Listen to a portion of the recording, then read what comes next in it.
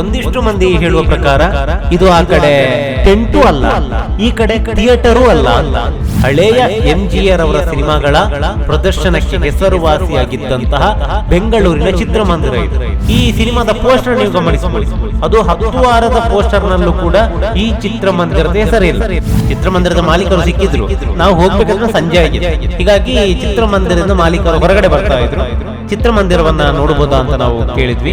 Coastal Kannada ವೀಕ್ಷಿಸಿರುವ ಎಲ್ಲ ಸ್ನೇಹಿತರಿಗೂ ನಮಸ್ಕಾರ. ಕೋಸ್ಟಲ್ ಕನ್ನಡದ ಮತ್ತೊಂದು ವಿಡಿಯೋಗೆ ಸ್ವಾಗತ. ಇವತ್ತಿನ ವಿಡಿಯೋದಲ್ಲಿ ನಾವು ನಿಮಗೆ ಸೂಪರ್ ಟಾಕೀಸ್ ನ ಬಗ್ಗೆ ಒಂದಿಷ್ಟು ಮಾಹಿತಿಯನ್ನ ನಿಮ್ಮ ಮುಂದೆ ಪ್ರಸ್ತುತಪಡಿಸ್ತಾ ಇದ್ದೀವಿ. ಇದೀಗ ನೀವು ಪರದೆ ಮೇಲೆ ಏನೊಂದು ಪೋಸ್ಟರ್ ನೋಡ್ತಾ ಇದ್ದೀರಾ, ನಮ್ಮ ವಿಷ್ಣುದಾದ ಅವರ ಸಾಮ್ರಾಟ್ ಚಿತ್ರದ ಪೋಸ್ಟರ್. ಇದರ ಮೇಲ್ಗಡೆ ಸೂಪರ್ ಟಾಕೀಸ್ ದಿನ 3 ಆಟ ಅಂತ ಹಾಕಲಾಗಿದೆ. ಒಂದಿಷ್ಟು ಮಂದಿ ಈ ಪೋಸ್ಟರ್ ಅನ್ನು ನೋಡಿ ಇದು ಯಾವ ಊರಿನ ಚಿತ್ರಮಂದಿರ, ಇದು ಎಲ್ಲಿತ್ತು ಅಂತ ಒಂದಿಷ್ಟು ಕಾಮೆಂಟ್ಗಳನ್ನು ಮಾಡಿದ್ದಾರೆ.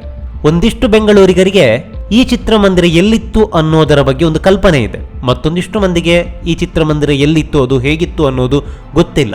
ಆದರೆ ಈ ಚಿತ್ರಮಂದಿರ ಕಾಟನ್ ಪೇಟೆಯಲ್ಲಿ 2016-17 ಕೂಡ ಕಾರ್ಯನಿರ್ವಹಿಸ್ತಾ ಇತ್ತು. ಬೆಂಗಳೂರಿನ ಕಾಟನ್ ಪೇಟೆಯಲ್ಲಿ. ಬೆಂಗಳೂರಿನ ಹಳೆಯ ಚಿತ್ರಮಂದಿರಗಳ ಪೈಕಿ ಈ ಚಿತ್ರಮಂದಿರ ಕೂಡ ಒಂದು. ಒಂದಿಷ್ಟು ಮಂದಿ ಹೇಳುವ ಪ್ರಕಾರ ಇದು ಆ ಕಡೆ ಟೆಂಟು ಅಲ್ಲ, ಈ ಕಡೆ ಥಿಯೇಟರು ಅಲ್ಲ ಅಂತ. ಯಾಕಂದ್ರೆ ಅದರ ಚಿತ್ರಮಂದಿರದ ಗುಣಮಟ್ಟ ಹಾಗಿತ್ತು ಅಂತ. ಬರೀ ತಮಿಳು ಚಿತ್ರಗಳೇ ಇಲ್ಲಿ ಪ್ರದರ್ಶನವಾಗ್ತಾ ಇತ್ತು. ಈ ಪೋಸ್ಟರ್ ನೋಡಬೇಕಾದ್ರೆ ಏನೋ ಒಂಥರ ಖುಷಿ ಆಗ್ಬೋದು, ಕನ್ನಡ ಚಿತ್ರಮಂದಿರ ಅಂತ.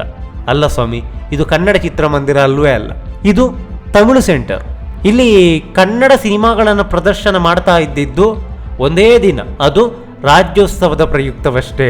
ಬೆರಳೆಣಿಕೆಯ ಕನ್ನಡ ಚಿತ್ರಗಳನ್ನು ಬಿಟ್ಟರೆ ಬರೀ ತಮಿಳು ಹಳೆಯ ಚಿತ್ರಗಳ ಪ್ರದರ್ಶನವನ್ನೇ ಈ ಚಿತ್ರಮಂದಿರದಲ್ಲಿ ಮಾಡಲಾಗ್ತಾ ಇತ್ತು. ಅತಿ ಹೆಚ್ಚು ಈ ಚಿತ್ರಮಂದಿರದಲ್ಲಿ ಪ್ರದರ್ಶನ ಕಂಡಿದ್ದು MGR ಅವರ ಸಿನಿಮಾಗಳು. ಹಳೆಯ MGR ಅವರ ಸಿನಿಮಾಗಳ ಪ್ರದರ್ಶನಕ್ಕೆ ಹೆಸರುವಾಸಿಯಾಗಿದ್ದಂತಹ ಬೆಂಗಳೂರಿನ ಚಿತ್ರಮಂದಿರ ಇದು.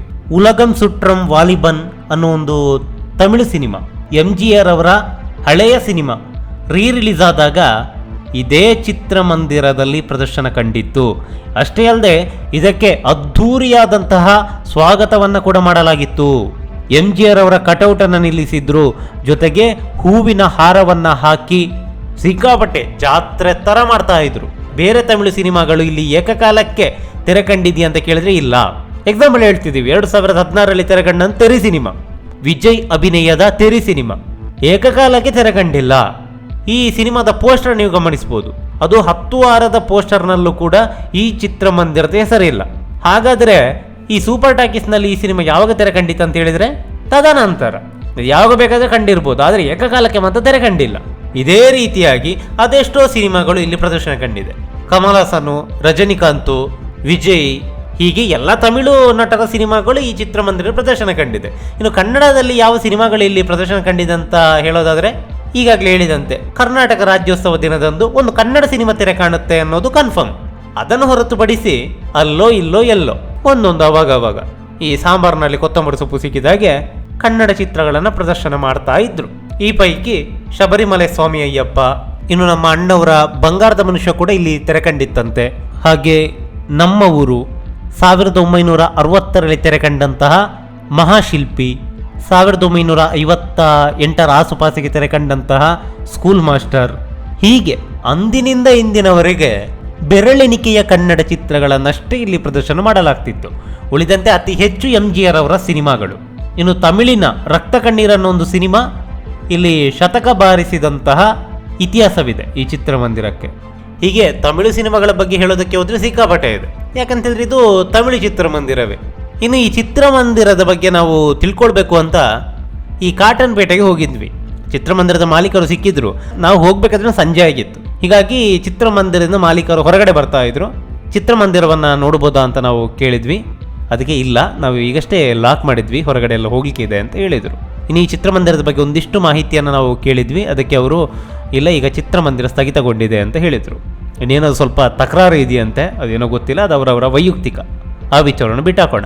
ಆದರೆ ಈ ಚಿತ್ರಮಂದಿರದ ಕಟ್ಟಡ ಪ್ರಸ್ತುತ ಕೂಡ ಹಾಗೆ ಕಾರ್ಯನಿರ್ವಹಿಸ್ತಾ ಇದೆ. ಆದರೆ ಚಿತ್ರಮಂದಿರವಾಗಿ ಅಲ್ಲ, ಬದಲಾಗಿ ಗೋದಾಮು ಆಗಿ. ಇನ್ನು ಈ ಚಿತ್ರಮಂದಿರದ ಒಳಗಡೆ ಹೇಗಿದೆ ಅಂತ ಇದೇ ಮಾಲೀಕರಲ್ಲಿ ನಾವು ಕೇಳಿದ್ವಿ. ಅದಕ್ಕೆ ಅವರು ಇಲ್ಲ, ಎಲ್ಲ ಹಾಗೇನೇ ಇದೆ, ಪರದೆ ಎಲ್ಲ ಹಾಗೇನೇ ಇದೆ ಅಂತ ಅವರು ಹೇಳಿದರು. ಮುಂದೊಂದು ದಿನ ಎಲ್ಲದಕ್ಕೂ ಸಮಯ ಕೂಡಿ ಬಂದರೆ ಈ ಚಿತ್ರಮಂದಿರದ ಒಳಗಡೆ ಏನಿದೆ, ಅದು ಹೇಗಿದೆ ಅನ್ನೋದನ್ನು ಮುಂದಿನ ಯಾವುದಾದ್ರೂ ಒಂದು ಎಪಿಸೋಡ್ನಲ್ಲಿ ನಿಮ್ಮ ಮುಂದೆ ಪ್ರಸ್ತುತಪಡಿಸುವಂತಹ ಕೆಲಸವನ್ನು ಮಾಡ್ತೀವಿ. ಎಲ್ಲದಕ್ಕೂ ಕಾಲ ನಿರ್ಧಾರ ಮಾಡಬೇಕು. ನಮಸ್ಕಾರ. ಒಂದಿಷ್ಟು ಮಂದಿ ಹೇಳುವ ಪ್ರಕಾರ ಇದು ಆ ಕಡೆ ಟೆಂಟು ಅಲ್ಲ, ಈ ಕಡೆ ಥಿಯೇಟರು ಅಲ್ಲ ಅಂತ. ಹಳೆಯ MGR ಅವರ ಸಿನಿಮಾಗಳ ಪ್ರದರ್ಶನಕ್ಕೆ ಹೆಸರುವಾಸಿಯಾಗಿದ್ದಂತಹ ಬೆಂಗಳೂರಿನ ಚಿತ್ರಮಂದಿರ ಇದು. ಈ ಸಿನಿಮಾದ ಪೋಸ್ಟರ್ ನೀವು ಗಮನಿಸಬಹುದು, ಅದು 10 ವಾರದ ಪೋಸ್ಟರ್ ನಲ್ಲೂ ಕೂಡ ಈ ಚಿತ್ರಮಂದಿರದ ಹೆಸರಿಲ್ಲ. ಚಿತ್ರಮಂದಿರದ ಮಾಲೀಕರು ಸಿಕ್ಕಿದ್ರು, ನಾವು ಹೋಗ್ಬೇಕಾದ್ರೆ ಸಂಜೆ ಆಗಿದೆ, ಹೀಗಾಗಿ ಚಿತ್ರಮಂದಿರದ ಮಾಲೀಕರು ಹೊರಗಡೆ ಬರ್ತಾ ಇದ್ರು. ಚಿತ್ರಮಂದಿರವನ್ನ ನೋಡಬಹುದಾ ಅಂತ ನಾವು ಕೇಳಿದ್ವಿ.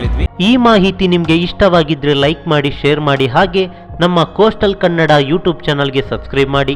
ನಮ್ಮ ಹೆಚ್ಚಿನ ಅಪ್ಡೇಟ್ಸ್ಗಳಿಗಾಗಿ ಕೋಸ್ಟಲ್ ನೆಟ್ವರ್ಕ್ ಇನ್ಸ್ಟಾಗ್ರಾಮ್ ಪೇಜ್ ಹಾಗೆ ಫೇಸ್ಬುಕ್ ಪೇಜ್ಗೆ ವಿಸಿಟ್ ಮಾಡಿ. ಧನ್ಯವಾದಗಳು.